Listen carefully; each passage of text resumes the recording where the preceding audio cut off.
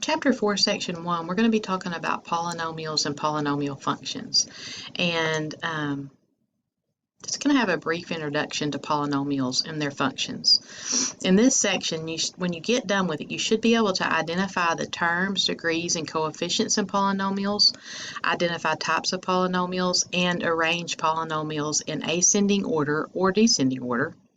You want to be able to evaluate a polynomial function for given inputs, collect like terms in a polynomial and add polynomials, and find the opposite of a polynomial and subtract polynomials. A polynomial is a particular type of algebraic expression, and when we talk about a monomial, we're saying a monomial is a constant or a constant times some variable or variables raised to powers that are non-negative numbers, integers, sorry. So a monomial is basically something like the number 2, or it could be 2x, could be negative 3/4 x, but it's just one isolated term. A polynomial is a monomial or a combination of sums or differences of monomials. So examples of polynomials would be x squared times y to the 6, 4w squared, 3x to the 4th minus 5x plus 1, and 13.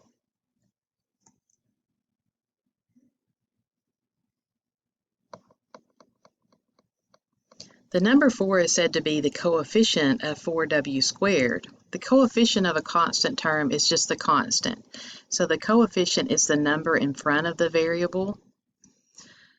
And the degree of the term is the sum of the exponents of the variable if there are variables. So for example, 9x to the 5th has an exponent that is a 5, so the degree is the 5th degree. A to the 4th times b to the 5th, if you add those two exponents together, that degree would be 9.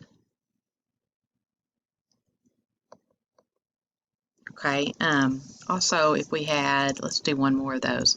If we had 3x squared plus 2x plus 1, then you would go with the highest power of exponent for that, and you would say that has a degree of 2. The leading term of a polynomial is the term of the highest degree. Its coefficient is called the leading coefficient. The degree of a polynomial is the same as the degree of the leading term. So if we use the example 3x to the 4th plus 7x squared minus 5x plus 1, the highest exponent we have is the 4. This one's a 2. This would be x to the 1st power. So this would be our highest exponent. That's what you want to look for. So that means that that would be our leading term, 3x to the 4th. 3 is the leading coefficient, the number in front of the variable, and the 4 would be its degree.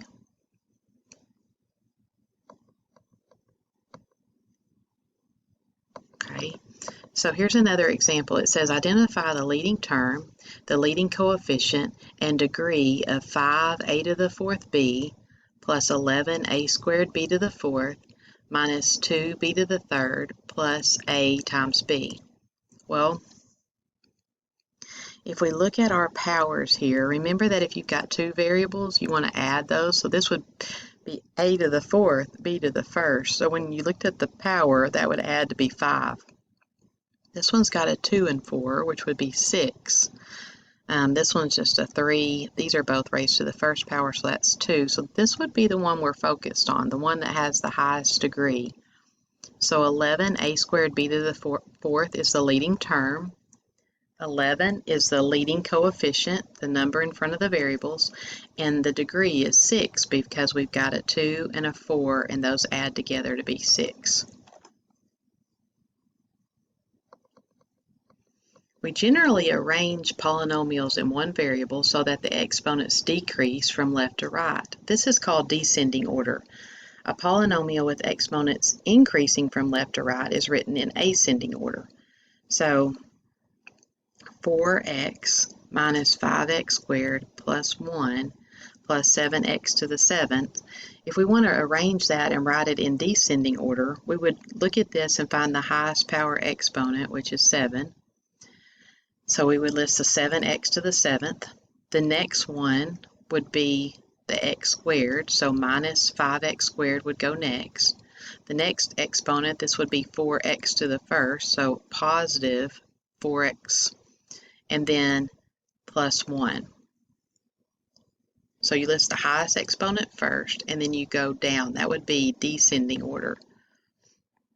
So let's consider this example, x to the 5th plus 3 minus 4x to the 3rd plus 2x to the 4th y plus 8x y squared. We want to arrange that in descending powers of x and then ascending powers of x. So if we want to put it in descending powers of x, we're going to notice that we've got an x to the 5th. We don't have any x's here, an x to the 3rd, an x to the 4th, and this would be an x to the 1st since there's nothing written there. So the highest power of x would be our x to the 5th. The next one would be our x to the 4th, so that's why they put this term next. Then we have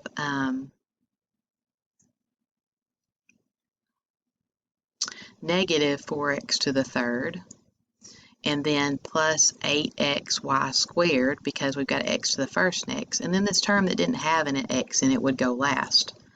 Now if we want to go in ascending powers of x, we're going to do the exact opposite. We're going to go from x to the 1st to x to the 5th and reverse. So you want to list the smallest power of x first and then get bigger as you go for ascending powers. Polynomial function is a function in which ordered pairs are determined by evaluating a polynomial. For example, the function p given by p of x is equal to 3x to the 3rd minus 4x plus 6 is an example of a polynomial function. So if we want to find p sub 2 or p of 2 and p of 3 for this polynomial function, what we want to do is we want to plug in, the first time we want to plug in 2 everywhere we see an x. So I like to take this and write it wherever I see an x, I just put blanks there. And then the directions here are telling me to put 2 inside those blanks, which is what they've done right here. Okay, and so they went 3, 2 to the 3rd minus 4 times 2 plus 6. They plugged all that in and the answer was 22. So P of 2 is 22. When you let, and what that's saying is when we let x equal 2, y is going to be 22. That's a coordinate pair that would be on that graph. Okay, the next time they took negative 3, then they plugged the negative 3 in for each one of these. And so that's why they've got negative 3's plugged in. And they came up with the answer of negative 63 when they calculated that. And so P of negative 3, is negative 63. So on the graph somewhere, we've got when x is equal to negative 3, y is equal to negative 63. Okay, let me show you how to do this on the graphing calculator real quick. Okay, so I'm going to get out of my home screen. I'm going to go back to my home screen, so I'm going to hit second mode. You'll notice it says quit, and I really want to delete a lot of this out. Let me clear this. Okay, so I'm going to go to y equals. We've talked about this before. I'm going to go ahead and clear this out. And I'm going to type in the function that it gave me. And it said the function was 3x raised to the 3rd power. So I would do rooftop 3. So that little rooftop button would be get me 3x to the 3rd minus 4x. And see what I did? I left that all up there in the exponent. So I need to go back and clear that out because I need to go to the bottom and do that. I got in too big of a hurry.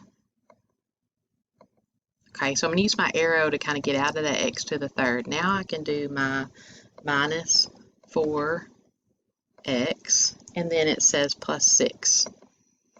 Okay, so in the problem, the first one that we were looking for was P of 2. So I can go to my table, and remember we can go second graph to get to a table. And if we go to P sub 2, that means when x is 2, what is y? There's the answer, 22. So if we plug 2 into that equation, we would get 22. The other one that we had was P sub negative 3. So to get to negative 3, you can see it's not on my table. I'm going to have to go backwards. And P sub negative 3 gave me negative 63. So that's just a little quick way that you could plug this in, look at your table, and get the answers.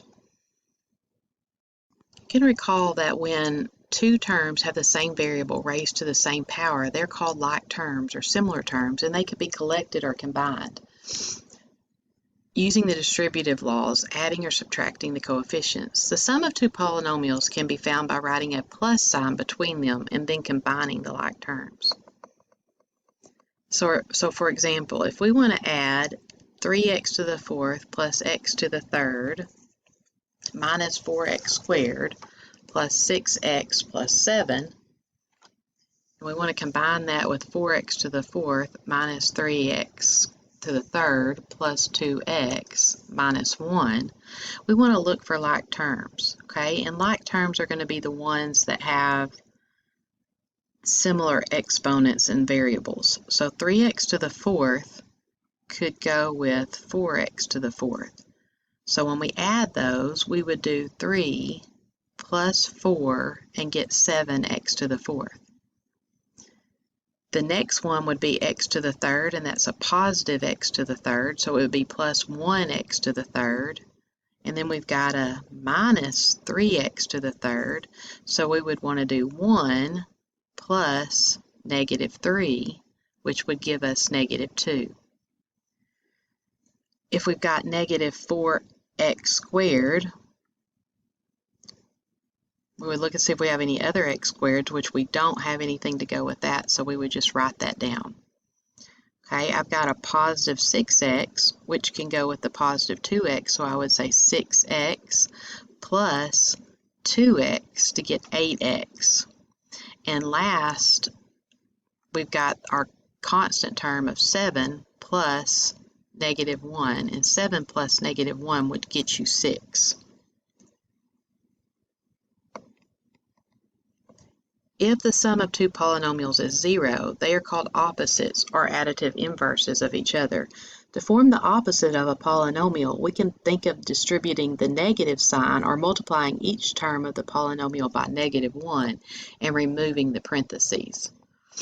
So the example before that we had a plus sign here. So they're saying, let's go ahead, when you're adding, it's pretty easy, but when you're subtracting, it would be easier if you distributed this negative to each one of these things and then dealt with working your problem. So they just rewrote the first x to the third minus 4x squared plus 6x plus 7.